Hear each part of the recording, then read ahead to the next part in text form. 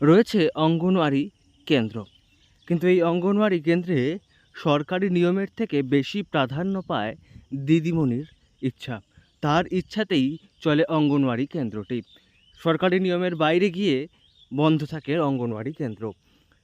অভিভাবকদের অভিযোগ, পড়ুয়াদের যে খাবার দেওয়া হয়, যে শিশুদের খাবার দেওয়া হয়, তার গুণগত মান অত্যন্ত নিম্ন।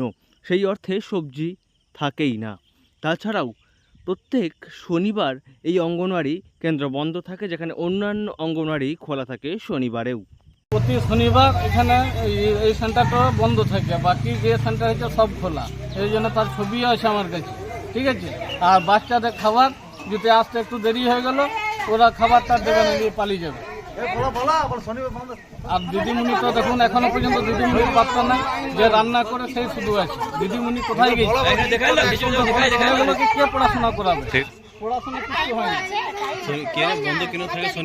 বন্ধ কেন থাকে? বন্ধ ওইটা জবাব দিচ্ছে না, তবে যে দিদিমণি বারণ করেছে। ওনাকে যখন জিজ্ঞেস করলাম যে কেন বন্ধ রয়েছে, তবে যে আমাকে দিদিমণি বারণ করেছে, ওই জন্য আমি আসিনি। অন্ডালের ধান্ডাডিহি এলাকার 65 নম্বর অঙ্গনওয়াড়ি কেন্দ্র। এই অঙ্গনওয়াড়ি কেন্দ্রটিকে নিয়েই অভিযোগ তুলছেন স্থানীয় মানুষজন।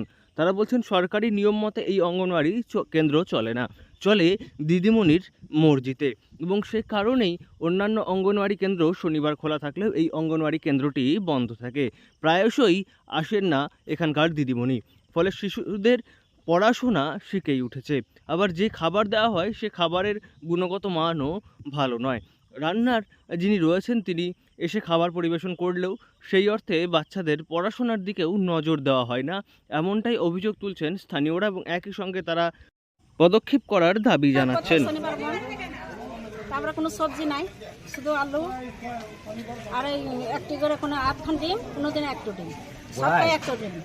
আর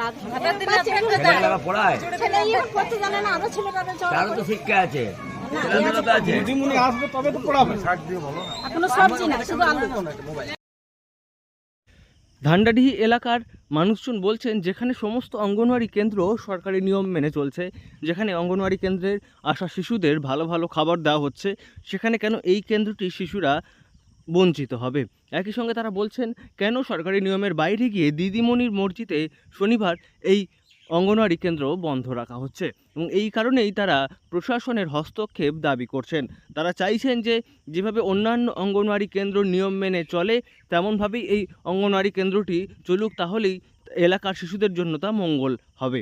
দুর্গাপুর থেকে নয়ন ঘোষের রিপোর্ট, লোকাল 18 বাংলা।